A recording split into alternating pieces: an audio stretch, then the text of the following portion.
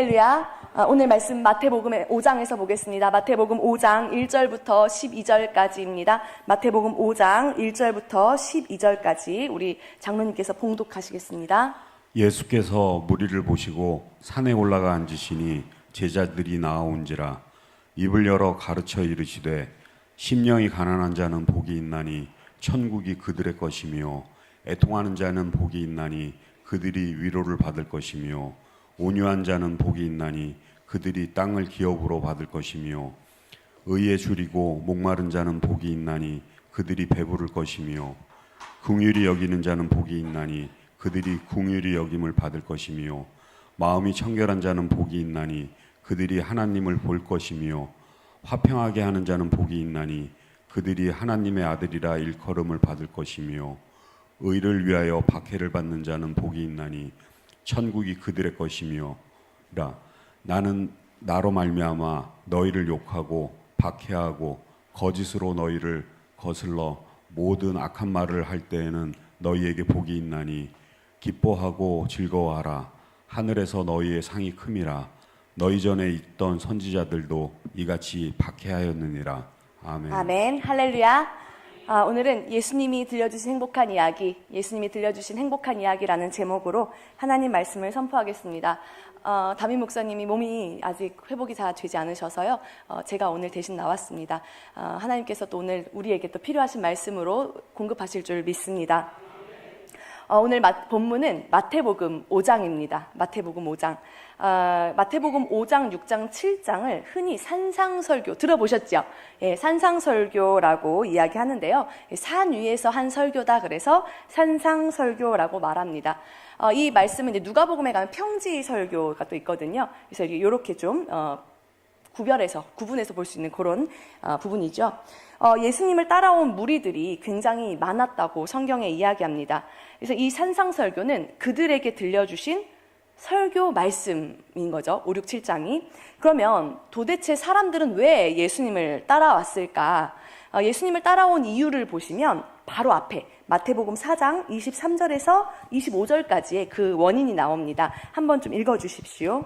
예수께서 온 갈릴리에 두루 다니사 그들의 회당에서 가르치시며 천국의 복음을 전파하시며 백성 중에 모든 병과 모든 약한 것을 고치시니 그의 소문이 온 수리아에 퍼진지라.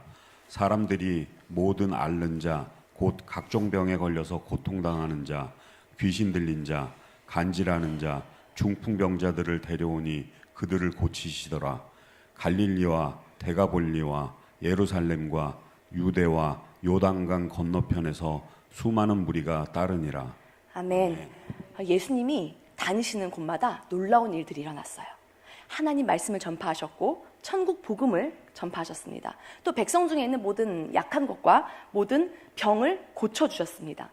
이 병이라는 게 그런 것 같습니다. 우리 가족 중에 아픈 사람이 있으면 정말 여러 가지로 힘들어지죠. 이 당시에는 마땅한 병원도 없고 마땅한 약국도 없던 그런 시절입니다. 그런데 어느 날 이 동네에 소문이 퍼지기 시작한 거예요. 어메 소리 들었어? 그 나사렛 사투리 쓴 사람 있잖아. 따맨 젊은 애가 돌아다니는디 오메 거기만 가면 다 낫는디야. 소문이 꼬리에 꼬리를 물기 시작합니다. 도대체 나사렛 사투리 쓰는 그분은 누군가? 나사렛 사람 그 사람은 누군가? 그래서 사람들이 모여들기 시작합니다. 그러면 그 사람들이 왜 왔겠습니까? 이유는 하나입니다. 거기 가면 낫는다. 예수를 만나면 된다. 이 믿음이 있었기 때문인 줄 믿습니다. 그러니까 오늘 우리도 예수님을 만나면 해결될 줄 믿습니다. 오늘 예수를 만나면 모든 문제가 다 해결될 줄 믿습니다. 근데 오늘 예수님께서는요, 지금 기껏 아파서 찾아온 사람들, 그러니까 원하는 게 뭐겠어요? 와서 막 치료해주고 회복시켜주고 막 이러기를 바라잖아요. 근데 그 환상을 와장창 깨트립니다. 그렇게 하지 않으시고 조금 다른 행동을 하시는데요. 바로 말씀을 하기 시작합니다. 1절, 2절, 오늘 본문은 1절, 2절입니다. 읽어주십시오. 예수께서 무리를 보시고 산에 올라가 앉으시니 제자들이 나아온지라. 입을 열어 가르쳐 이르시되. 네, 예수님이 무리를 보셨어요. 그죠? 그러면 그 상태가 어떤 상태였겠습니까? 다리 저는 자, 눈 먼 자, 또 여러 가지 질병에 걸린 자들, 어떤 사람은 벅벅 긁고 있을 것이고 어떤 사람은 막 몸 하나 가누지 못하고 있을 것이고 굉장히 다양한 부류가 있지 않았겠습니까? 근데 예수님은 그걸 빤히 보시고는 갑자기 산에 올라가서 그냥 털푸덕 앉으시는 거예요.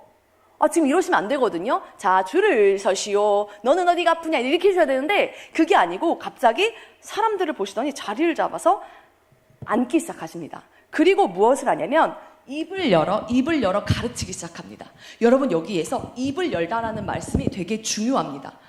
예수님께서 입을 열어서 말씀해 주셨어요.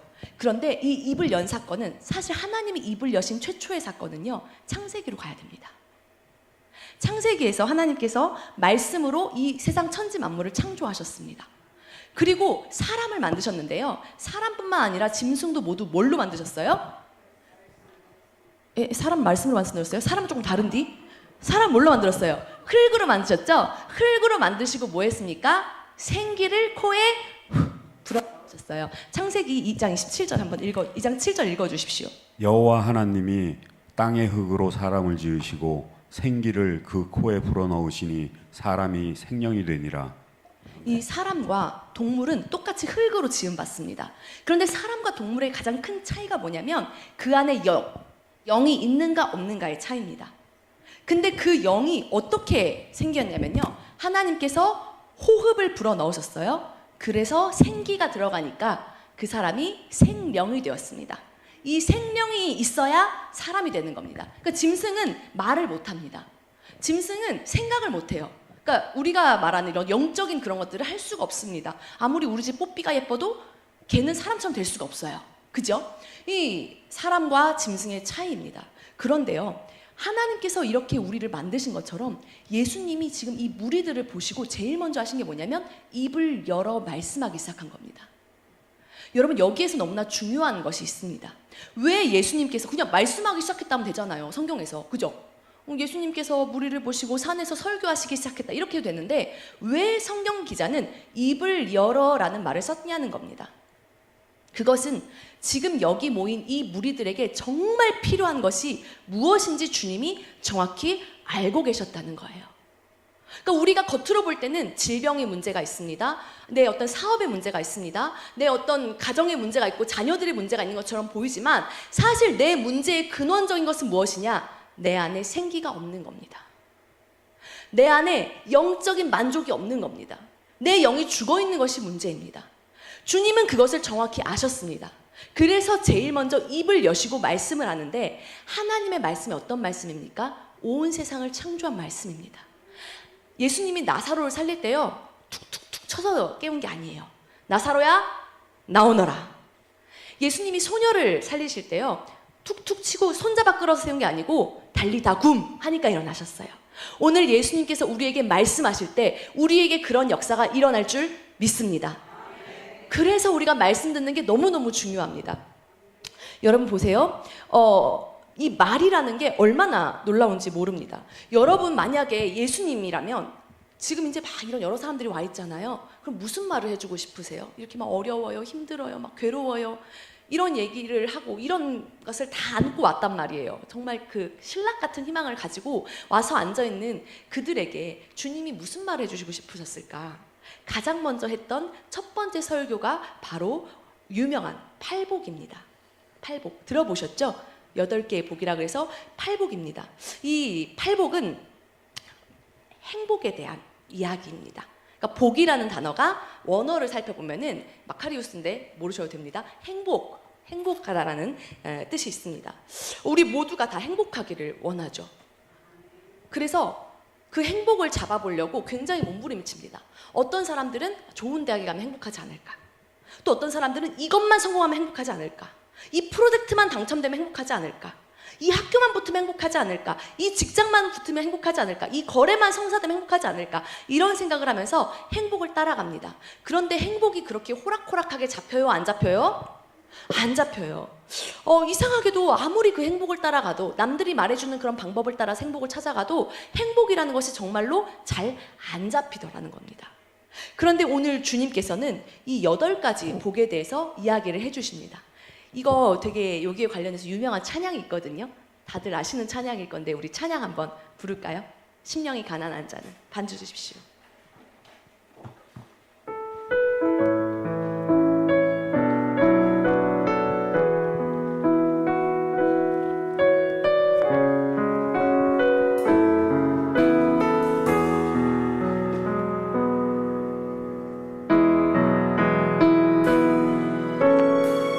심령이 가난한 자는 심령이 가난한 자는 천국이 저희 것이요 애통하는 자는 복인데 위로를 받을 것이요 온유한 자, 온유한 자 복이 있나니 땅을 기업으로 받겠네 그의 줄이고 그의 줄이고 목마른 자는 저 입에 부를 것이 긍휼히 여기는 자는 긍휼히 여기는 자는 긍휼히 여길 받겠네 마음이 정결한 자는 하나님을 볼 것이요 완벽해 하는 자는 하나님의 아들이라 일컫네 그를 위하여 밑박받는 자 천국이 저희 것이라 내게도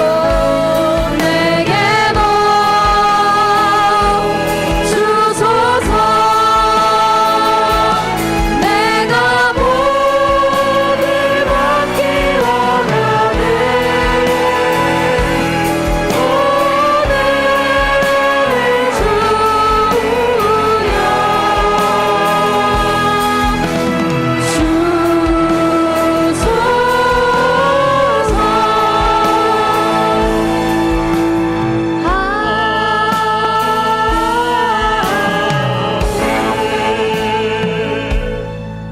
오늘 옛날부터 우리나라가 정말 좋아하는 게 복입니다. 복. 그래서 숟가락에도 복. 그죠? 기억나시죠? 옛날에 밥그릇도 복. 이불도 복. 온통 가는 데마다 복, 복, 복, 복 써놨어요.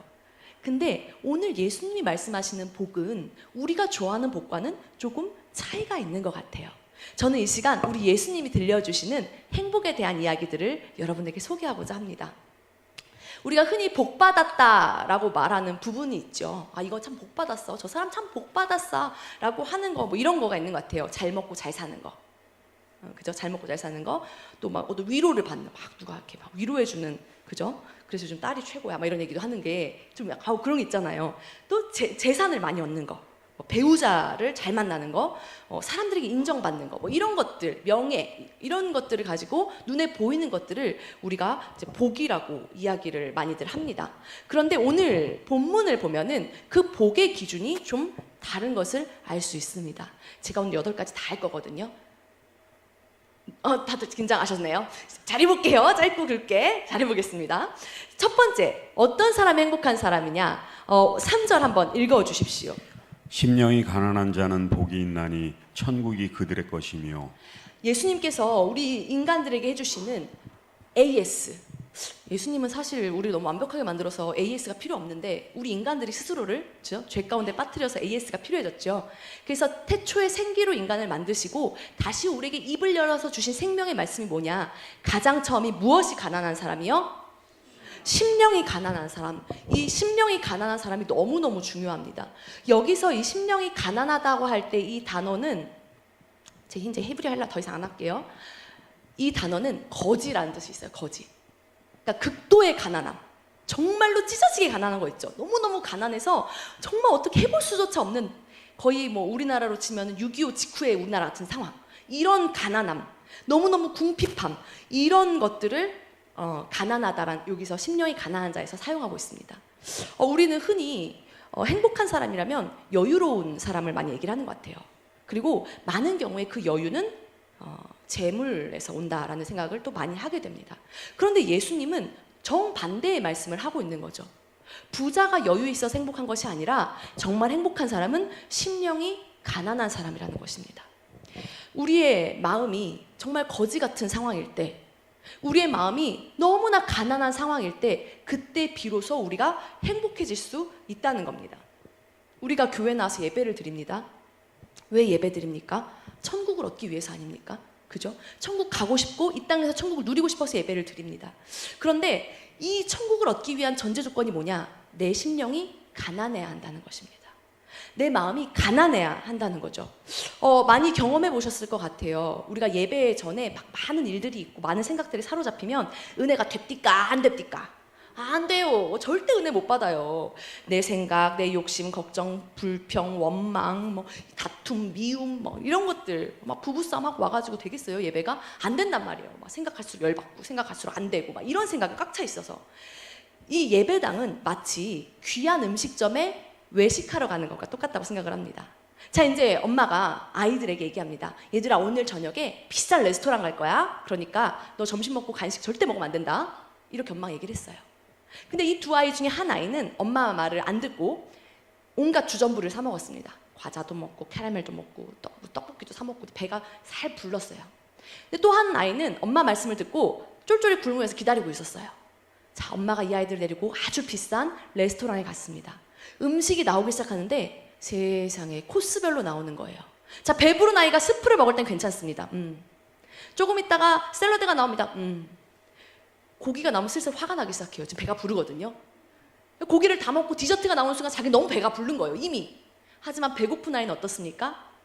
다 맛있어요. 얼마든지 더 먹을 수 있어요. 이 맛있는 걸 마음껏 먹고 영양 좋은 걸 마음껏 먹을 거예요. 그죠? 그러니까 우리가 예배를 드릴 때에도 우리의 마음이 가난한 게 너무나 중요하다는 것입니다. 우리가 어느 날부턴가 예배를 드리는데 혹시 만족이 없을 때가 있지 않습니까? 습관적으로 이렇게 왔다 갔다 하고 만족이 없는 것 같고 그냥 뭐 예배 드리고 교회 가야 되니까 할 것도 없고 그냥 교회나 가야지. 어느 날부턴가 내 마음에 갈급함이 없는 분들도 있을 것 같아요. 저도 그럴 때가 이제 종종 오거든요. 뭔가 모르게 주님에 대한 갈급함이 없고 예배에 대한 갈급함이 없고 습관적으로 예배를 드리고, 그 예배를 드려도 그냥 배부를 때 음식 먹은 것처럼 그냥 별 감동도 없는 그런 때가 있지 않습니까?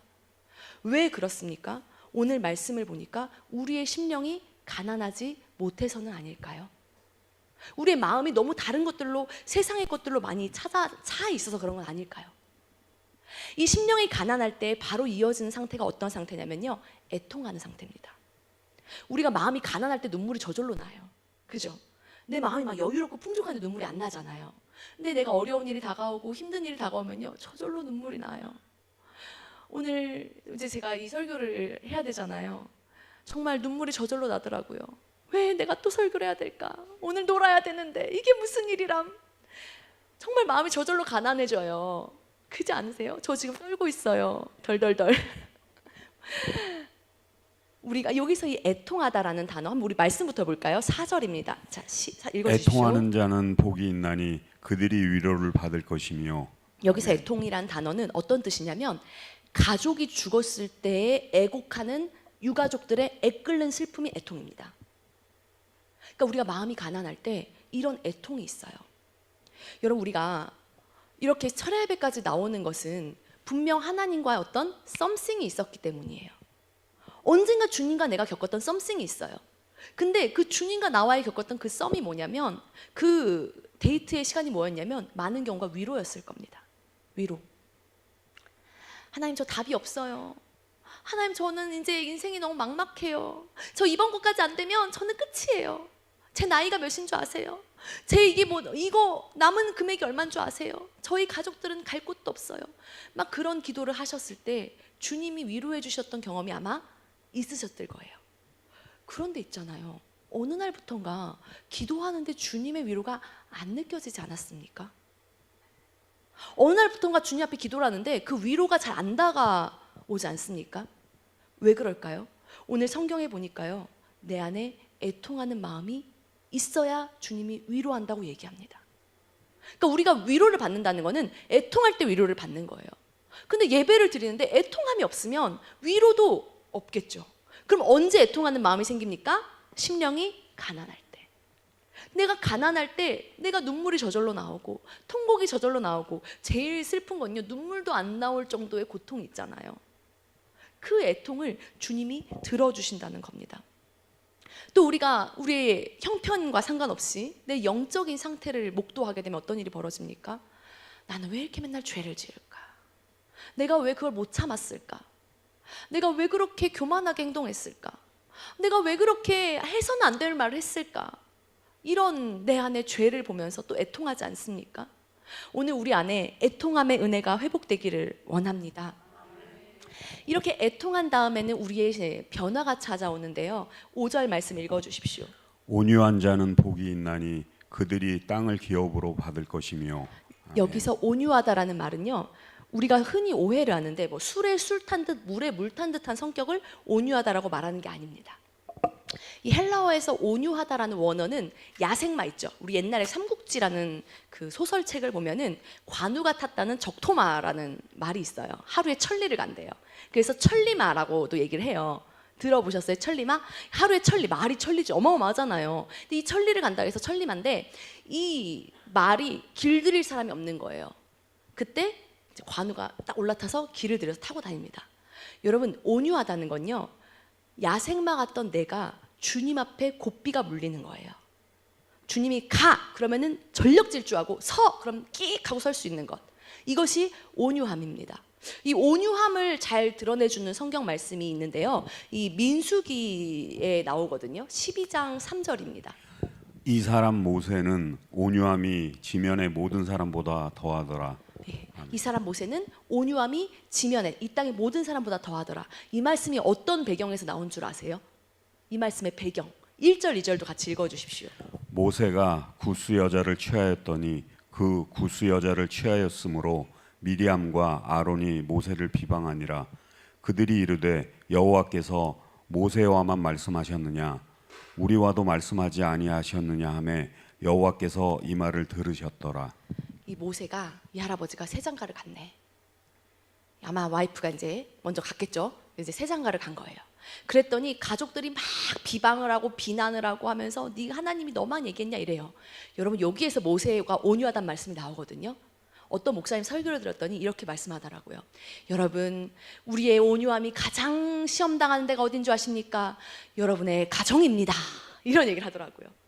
그러니까 차라리 딴 남 같으면 참겠는데 이 집에서 긁는 게 너무너무 참기가, 저는 안 힘든데 다들 힘드시죠? 아니, 그렇잖아요. 아니, 내가 정말 오늘 설교 듣고 그래 내가 가서 남편 이제 잘해줘야지 하는데 이 남자가 또 양말을 뒤집어 놨네. 이제 우리 여자 성도님들 얼굴이 밝아졌습니다. 이 남자분들이 이제 집에 가서 이제 와이프한테 잘해야지 했는데 이 아내가 오늘도 풀만 만들어 놨네. 내가 고기 좀 먹고 싶다니까. 이러니까 내가 토끼냐? 이러면서 하고, 당신 손이 없어? 이러면서 이제 싸우기 시작하면서 온유함이란 교회에 두고 내 성질만 도로 들고 가는 상황이 저희 집에만 있을 줄 믿습니다. 다 없으시죠? 그죠? 어떻게 내 마음을 기가 막히게 알고요, 가족들이 긁어요. 이게 제일 힘든데요, 이것까지 참는 것이 온유함입니다. 그러니까 우리가 애통하는 은혜를 겪고 난 다음에는 어떤 일이 벌어지냐면 온유함이 나오는데, 이 온유함의 최종 심판대가 가족관계예요. 남들은 한 번 보니까 웃으면서 다 할 수 있어요. 근데 남편과 아내는요, 10년 전에 그 일도 떠오르고요, 15년 전, 20년 전 일도 다 떠오르시더라고요. 우와, 이 온유함, 온유하다는 것. 근데 이 온유한 사람으로 살다 보면 어떤 일이 벌어지냐면 손해를 많이 보게 됩니다. 하나님 말씀대로 살면 딱 손해보기 좋을 것 같아요. 아니, 그렇게 다 양보하고 다 손해보면 소는 누가 키워, 소는? 이렇게 될 거 아니에요. 근데 성경이 뭐라고 말씀합니까? 온유한 자는 복이 있나니 무엇을 기업으로 받아요? 땅을 기업으로 받아요. 그러니까 우리가 이 땅에서 목숨 걸 것은 땅을 얻는 것, 재물을 얻는 것 이런 것이 아닙니다. 여기서 우리가 목숨 걸어야 될 것이 무엇이냐면 6절입니다. 읽어주십시오. 의에 줄이고 목마른 자는 복이 있나니 그들이 배부를 것이며. 하나님은 우리 인간을 처음부터 결핍과 만족을 아는 상태로 만들어 놓으셨습니다. 그러니까 인간들은 당연히 밥을 먹으면 배가 꺼져요. 배가 딱 꺼지고, 그러니까 생명나무를 만드셔서 언제든지 먹어서 배를 채우도록 이렇게 만들어 놓으셨거든요. 그러니까 우리는 항상 배고픔을 경험을 합니다. 그죠? 아무리 지금 잘 먹었어도 오늘 먹은 음식으로 내일을 살 수는 없거든요. 이렇게 된단 말이에요. 우리의 이 배고픔이 하나님의 의를 향해서 있어야 되는데, 많은 경우에 거의 대부분, 그리고 우리 역시 하나님의 의가 아니라 세상적인 것에 목숨을 걸고 세상적인 것에 목이 마르고 줄입니다. 그죠? 이 의라는 것은 두 가지가 있는데요. 하나는 의 자체이신 예수님에 대한 갈망입니다. 그러니까 예수님은 의로우신 자체잖아요. 그러니까 우리의 삶 가운데 예수님만을 바라보고 예수님만을 갈망하고 예수님을 바라보는 거죠. 마치 연애를 하는 남녀 간에 핸드폰이 울리면 까똑, 까똑, 오빠 연락 왔네? 뭐 이렇게 하는 거랑 똑같은 거죠. 하지만 결혼을 하면 남편이구나. 엎어버리면 안 됩니다. 그죠? 핸드폰 안 엎으시죠? 그러니까 우리가 이렇게 갈망하는 마음으로 예수님께 바라봐야 된다는 거죠. 우리가 이렇게, 또 어떤 사람은 또 하나는 의로운 삶에 대한 목마름이 있어야 됩니다. 정의에 대한 목마름. 그러니까 우리가 의에 줄이고 목마르다는 것은 예수님을 향한 갈망과 그 예수님이 원하시는 의를 향한 갈망이 필요하다는 겁니다. 이렇게 할 때 비로소 우리가 채워지는 거죠. 이 세상의 그 어떤 것도 내 영혼을 만족시킬 수 있는 것이 있었던가요? 어떤 사람은 집을 사면 행복할 것 같다 그래요. 집 사면 얼마 행복하냐니까 1년 행복하대요. 어떤 사람은 차를 사면 행복할 것 같대요. 그 차를 막 공부하고 차를 사면 한 달 행복하답니다. 어떤 사람은 핸드폰을 새로 바꾸면 행복할 것 같대요. 핸드폰 바꾸니까 얼마나 행복하니 물어봤더니 하루 행복하대요. 그러니까 우리가 바라는 그런 것들, 혹은 우리가 바라는 어떤 사람에 대한 의존은 내 영혼의 만족을 가져올 수가 없습니다. 그래서 우리가 예수님만으로 만족할 수가 있는 거예요. 오늘 예수님만으로 만족하는 우리 모두가 되기를 간절히 바랍니다. 예수님으로 만족한 사람에게는 이런 일이 벌어지는데요. 7절입니다. 긍휼히 여기는 자는 복이 있나니 그들이 긍휼히 여김을 받을 것이며. 이전에는 내 목마른 대상이 어떤 성공이었어요. 재물이었어요. 어떤 명예였어요. 이런 것들에 목말랐는데 이제 예수님한테 목마르다 보니까 관점이 달라지기 시작하는 거예요. 예전에는 사장님이 직원을 착취해서라도 더 많은 돈을 받아내고 싶었어요. 그런데 예수님의 목이 마르다 보니까, 의로움의 목이 마르다 보니까 이제는 그게 아니라 긍휼한 마음이 생기는 거예요. 불쌍하게 여기는 마음이 생기는 거예요. 그래서 이제 내 안에 이 긍휼한 마음으로 많은 사람들에게 베풀게 됩니다. 여러분, 긍휼한 마음이 들어올 때는 이런 생각이 제일 많이 드는 것 같아요. 첫 번째는 고마워요. 그냥 다 고마워. 아휴, 고맙다. 아휴, 고맙다. 그 다음에는 미안해요. 그죠? 긍휼한 마음이 들 때 뭐가 이렇게 다 미안해요. 엄마들은 자녀들에게 거의 고맙다 아니면 미안하다를 많이 하시는 것 같아요. 우리 애가 이렇게 잘 자라줘서 고맙고, 내가 우리 애에게 더 많이 못해줘서 미안하고. 왜요? 긍휼히 여기니까. 근데 우리가 하나님이 주시는 이 긍휼한 마음, 이 마음이 있으면 상대방에게 긍휼을 베풀 수가 있는 거죠.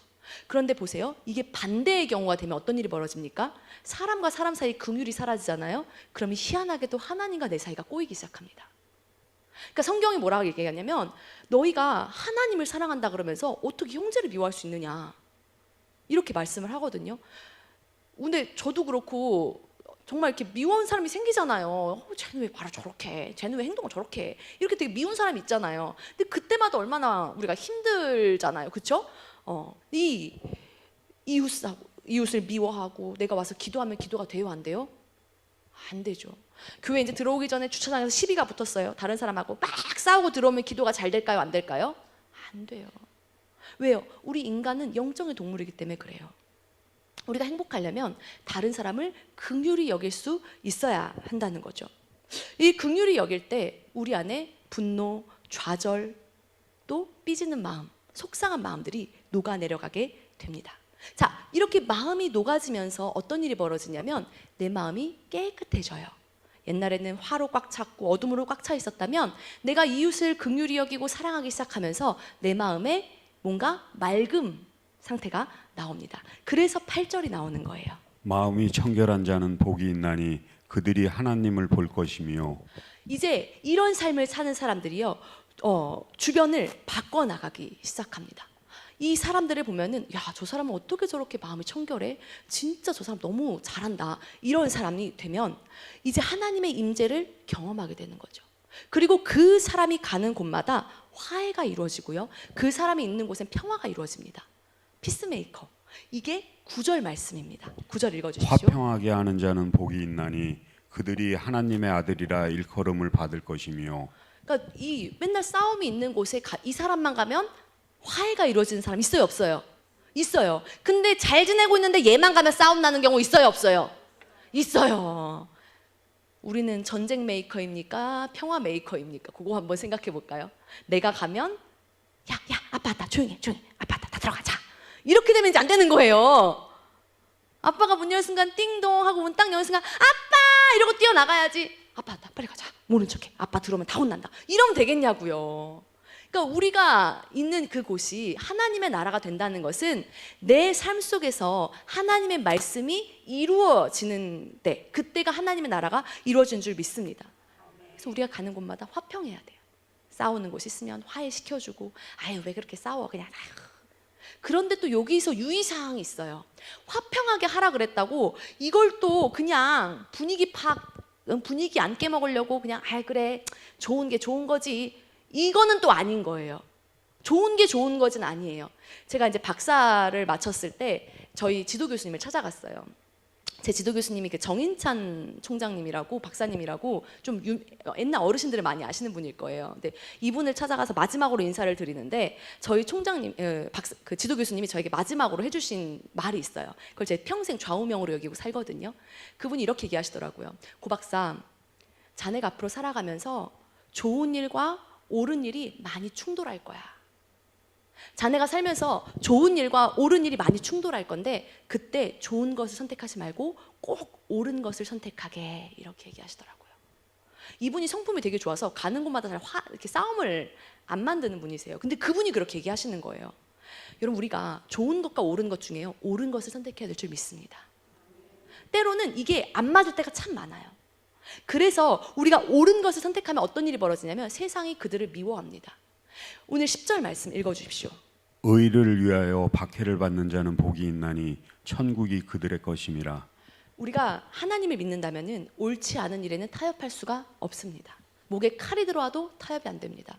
제가 이제 우연히 오늘 유튜브를 보다가 거기서 한 인사청문회 장면을 보게 됐습니다. 좀 시끄러웠더라고요. 저는 이제 몰랐는데, 정신이 없어서 한 2, 3주 동안 돌아간 일을 몰랐는데 시끄러웠더라고요. 근데 거기서 한 이제 후보자가 인사청문회를 이제 받게 된 거죠. 그래서 의원들이 이제 막 질문을 합니다. 근데 그 질문의 내용들이 굉장히 신앙에 대한 얘기들이 많았어요. 당신은 창조론을 믿습니까? 진화론을 믿습니까? 뭐 이런 거 물어보더라고요. 그러면은 이제 과학적으로 진화론을 신봉한다고 해야 되는데 이분은 저는 창조론을 믿습니다. 그러면서 대놓고 뭐라고 하냐면은 인사청문회 지금 텔레비전 그 화면 돌아가고 있는데 이렇게 말하더라고요. 저는 하나님이 세상을 말씀으로 창조하신 것을 믿습니다. 소름 돋더라고요. 그리고 이제 또 막 얘기를 하는 거예요. 이렇게 뭐 성경에 대해서 막 물어보고 질문하는데 저는 그렇게 생각합니다. 저는 그렇게 믿습니다. 이렇게 얘기를 하는 거예요. 제가 그분을 잘 몰라요. 근데 그 짧은 영상만 봤는데 그분에 대해서 다는 알지 못하지만 와, 정말 대단하다. 왜냐면은 자기 이제 결국 거부당했더라고요. 이제 그 청문회에서. 이런 것들을 각오하고 정말 평생의 명예잖아요. 내 평생의 명예임에도 불구하고 그걸 눈앞에까지 왔는데도 자신의 신념과 신앙을 지키는 모습이, 야, 요즘도 이런 사람이 있는가, 정말 멋있다라는 생각을 좀 하게 되었습니다. 우리가 오해하는 부분이 있는 것 같아요. 이렇게 하나님 말씀대로 살면 세상에서 잘 된다라는 그런 생각을 많이들 가지고 계시는데요. 사실 엄밀히 말하면 반은 맞고 반은 틀렸습니다. 하나님의 말씀대로 산다는 건요, 바꿔 말하면 우리가 세상에서 미움을 받게 되는 것을 이야기합니다. 하나님의 방식대로 사는 것은 세상에서 싫어하는 부분이 참 많습니다. 미움을 정말 많이 받게 되죠. 그래서 오늘 본문 11절, 12절이 이렇게 말씀합니다. 나로 말미암아 너희를 욕하고 박해하고 거짓으로 너희를 거슬러 모든 악한 말을 할 때에는 너희에게 복이 있나니 기뻐하고 즐거워하라. 하늘에서 너희의 상이 큼이라. 너희 전에 있던 선지자들도 이같이 박해하였느니라. 아멘. 여러분, 이 주님이 가신 그 길은요, 넓고 평탄한 길이 아니라고 성경이 말씀합니다. 좁고 협착해서 찾는 자가 적다고 마태복음 7장에서 말씀하고 있습니다. 여러분, 우리 믿음의 선배님들을 좀 생각해 봤으면 좋겠습니다. 신사참배라는 끔찍한 일이 100년도 안 됐지요. 그 당시에 정말 많은 기독교 지도자들이 신사참배를 할 수 없다고 저항하다가 순교를 당하셨습니다. 제가 이제 그런 관련해서 논문도 쓰고 책도 읽다 보니까 여러 자료들을 보게 되었는데요. 그 중에 이런 부분이 있더라고요. 순교를 한다는 것은 그 죽음의 공포보다 더 큰 기쁨이 있기 때문에 가능한 것이다 라는 말씀을 보았습니다. 여러분, 우리가 정말 어떤 상황에서는 하나님 말씀을 지키려고 진짜 순교하는 것 같은 그런 선택을 해야 될 때가 있지 않습니까? 직장에서 부당한 대우를 받아야 되고, 사업장에서 부당한 대우를 받아야 되고, 정말 관계 속에서 계속 손해를 봐야 되는 그런 어려움들이 있지 않습니까? 왜 저렇게 맹하게 맨날 당해야만 되는가 싶을 때가 있지 않습니까? 그런데 우리 주님은 무엇라고 말씀하시냐면 그것이 행복한 삶이라고 얘기하는 거예요. 그것이 복 있는 삶이라고 말씀하고 있는 겁니다. 세상의 방식대로 살아가는 것이 아니라 세상을 거슬러 살아가는 거야말로 진정한 행복이라고 말씀하고 있는 것이죠. 우리는 어쩌면 처음 교회에 다 여러 가지 이유를 가지고 교회를 다니시기 시작했을 거라고 생각합니다. 예수 믿으면 병이 낫는다고 하니까, 예수 믿으면 잘 먹고 잘 산다고 하니까, 이렇게 생각을 할 수도 있을 것 같습니다. 근데 저는 오늘 말씀을 준비하면서 굉장히 마음이 이렇게 묵직해졌어요. 제가 이렇게 요즘 잘 안 떠는데 오늘 되게 떨고 있거든요. 떨리네요. 너무 말씀이 묵직하다 보니까. 참, 내가 이렇게 살고 있는가? 저는 그렇게 못 살았던 것 같아요. 내 심령이 가난한가? 어쩌면 내가 어느 날부턴가 주님의 위로가 희미해졌고, 어느 날부턴가 내 안에 눈물이 사라졌고, 언젠가부터 내가 계산하기 시작했다면 제일 처음으로 돌아가서 우리들의 심령이, 나의 심령이 다른 것들로 너무 많이 차 있는 건 아닐까, 이런 생각을 하게 되었습니다. 우리가 꿈꾸고 우리가 말하는 복이 있습니다. 그리고 주님이 말씀하시는 행복이 있습니다. 이 두 가지는 차이가 있어요. 확실한 것은 이 행복은 세상이 줄 수 없는 거라는 거예요. 세상이 알 수도 없는 것이 행복이라는 겁니다. 누구도 빼앗아갈 수 없는 행복이 있다는 거예요. 그래서 주님께서는 지금 병에 걸린 자, 연약한 자, 귀신 들린 자, 온갖 사람들이 쩔뚝거리고 팔을 기부스하고 이러고 와 있는, 들것에 실려 와 있는 이런 상황 속에서 행복에 대한 이야기를 하고 계시는 거예요. 몸이 낫는 게 먼저가 아니야. 네 마음의 행복이 먼저야. 왜 너의 마음의 행복을 잃어버렸는지 한번 생각해 보렴. 이렇게 주님께서 너무나 따뜻한 마음으로 우리들에게 말씀해 주시고 있는 것입니다. 우리가 오늘 한번 좀 생각해 봤으면 좋겠습니다. 내가 무엇을 위해 목숨을 걸고 있는가? 내가 무엇에 갈망하고 있는가? 내가 무엇 때문에 괴로워하고 몸부림치고 있는가? 내가 무엇을 향해 달려가고 있는가? 주님, 오늘 저의 심령에 가난한 마음이 회복되어지기 원합니다. 우리 안에 상한 마음이 회복되어지기 원합니다. 오늘 우리를 회복하여 주옵소서. 세상이 아니라 의에 줄이고 목마른 그런 우리 모두가 되기를 원합니다. 우리 함께 찬양하시면서 나아가겠습니다.